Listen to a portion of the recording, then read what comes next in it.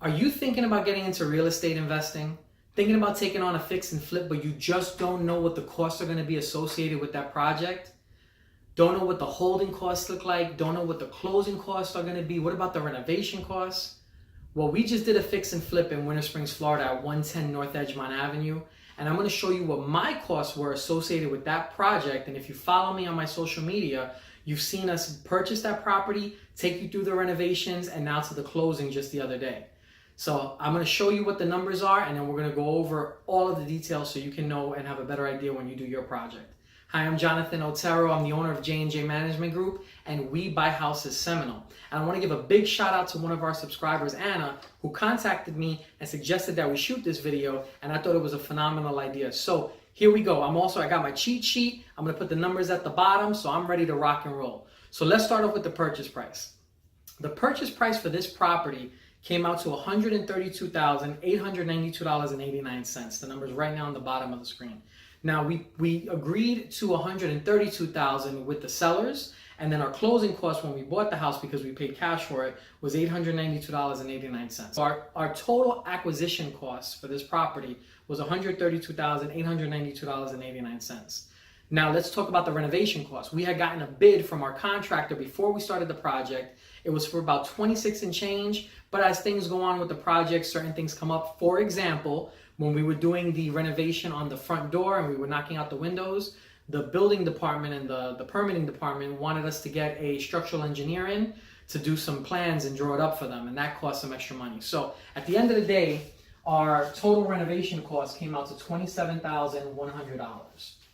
Okay, then we have our landscaping costs. We had to landscape it, and that came out to $1,250. And if you remember, again, if you look at the videos, what I'll do is I'll put a link up here right now on the top of the screen that you can click to and take you to the beginning of that project so you can see it. And then once you're done looking at it, come back to this video. But if you remember the landscaping, we had a big cactus in the front that was like some sort of pond or water fountain type of structure that we had to remove. There was no sod. We had to put new sod in. The tree, we had to trim the tree so you can see the property from the front.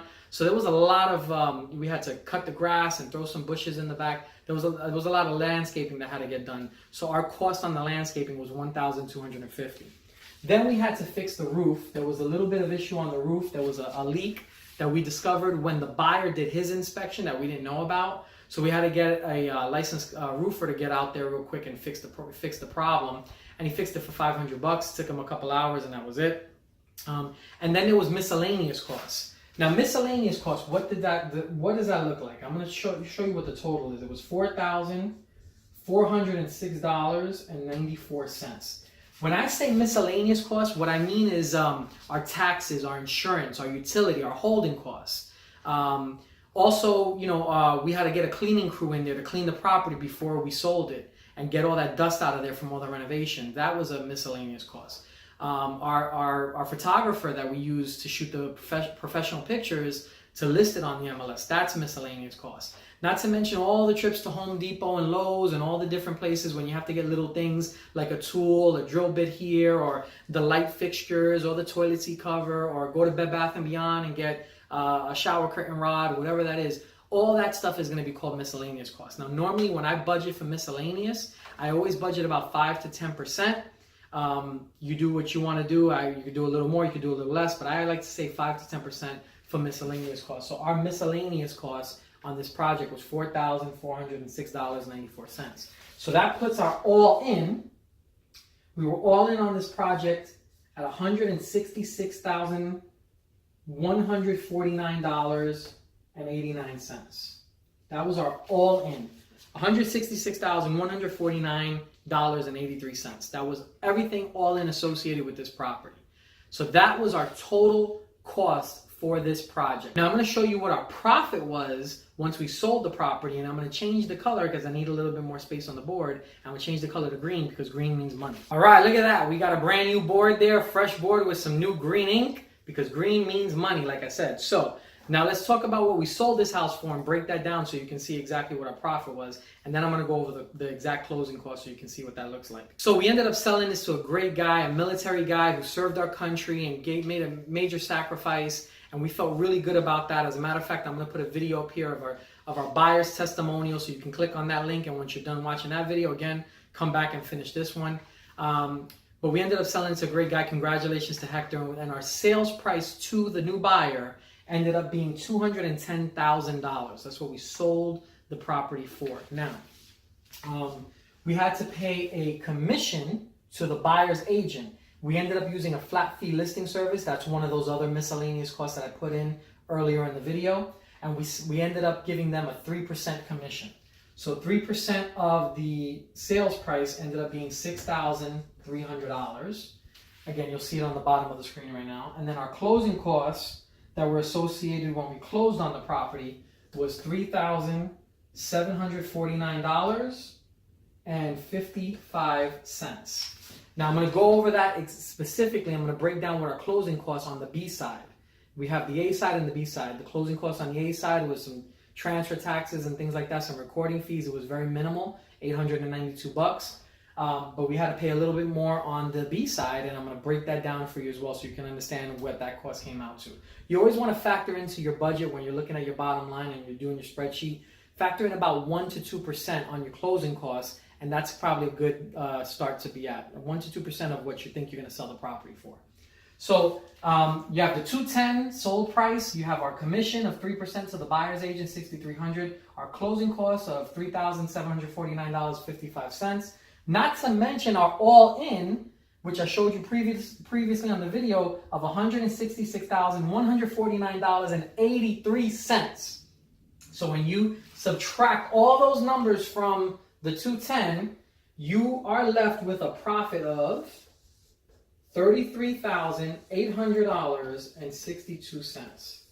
Not a bad day. Listen, if you put $33,000 on my front step, you better believe I'm going to go out, open the door, and get it. And that's what we did on this project. So we profited about $33,000 and change on this flip, and it was a good deal for us. It worked out well. We had the property for a little bit over 90 days, so 3 months. We were only 6 days on market, so it was an awesome flip. Could have had the flip actually done a little bit sooner if it wasn't for those permitting issues, which I'll do another video on permitting issues. That's a whole nother thing that we'll have to focus on. But we're not going to go off there. We're going to focus on just the numbers of this case study and this subject property. So that was what we profited. That's what we did, and those were our costs. Now, the one thing I do want to go over is these closing costs. What does that look like? How much does that cost? And what was that $3,700 and change? What did that go to? So I'm going to pull out another cheat sheet. And this cheat sheet is going to be actually the HUD statement for the property. And I'm just going to go over it so you can understand what that came out to. Now we're going to focus just on the closing costs of the B side, so you can understand what I had to pay as the seller on this property. So when I look at this, we had to pay a title insurance seller's credit. That was part of the agreement and the deal that we made with the VA lender that the buyer ended up having. And that was the reason why we did that, is because the buyer had a story where they were looking at other properties. The deal fell through for various different reasons. And just to protect themselves, the lender wanted to have that put in there, so we had no problem with it. And that fee came out to $1,125. So that a portion of that closing cost went to a title insurance seller's credit. Again, I'm going to put it on the bottom of the screen so you don't have to worry about looking at it. And I don't want to write it down. Then I had to pay county taxes. You always have to pay taxes, right? You can't get away from taxes. You can't avoid it. So I had to pay county taxes from when we purchased the property to when we sold the property. And that came out to $670.05. I also had to pay my closing fee to my title company, which is standard. We always pay that on every single transaction that we do with them, and they deserve it. They deserve to get paid because they put money in my pocket. So thank you to our title company, Bright Title and Trust in Winter Park, Florida. I'm also going to put a link over here that takes you to a video that I did with my title closer, Kirsten, and you can see different ways that we close on a property. And when you're done with that video, that's a long one. That's about 30-something minutes. Come back to this video. But I had paid them, and I gave them $275, and it should really be more, to be honest with you. Actually, I might edit that out the video. The next thing we had to pay was for a title search, and they do a title search through Fidelity National Insurance Company. That cost $85 as well. Then I had to pay $14.50 for a recording fee for our LLC. And then I had to pay a transfer tax, another tax to the state clerk of the circuit court, whatever that is. It was a tax. I have to pay it. You can't get away from it. It is what it is. You don't have to be an expert to do this thing, trust me. I just know that I have to pay the bill. And that ended up being $1,470. So when you calculate the title insurance credit, $1,125. The county taxes from when we had the property, $670. The fee to my title company, $275. The title search, $85. The recording fees, $14.50. And the transfer tax of $1,470. Our closing costs came out to $3,749.55. Again, you don't have to know the numbers specifically. Just factor in 1 to 2% of what you're selling the property for, and you're good to go. And don't forget to factor in that commission to that agent, because the agent wants to get paid. They brought the buyer to you. They deserve to get paid. And again, the agent that we worked on into this property, with this property was an awesome agent, and she was very, very good and skilled at what she did. So she deserves to get her money. So that was what our purchase price was. That's what our sold price was, our closing costs, our commissions. You kind of see all the bigger picture of what it was. And I don't want to break down all that miscellaneous cost, because there's numerous line items when it comes to miscellaneous.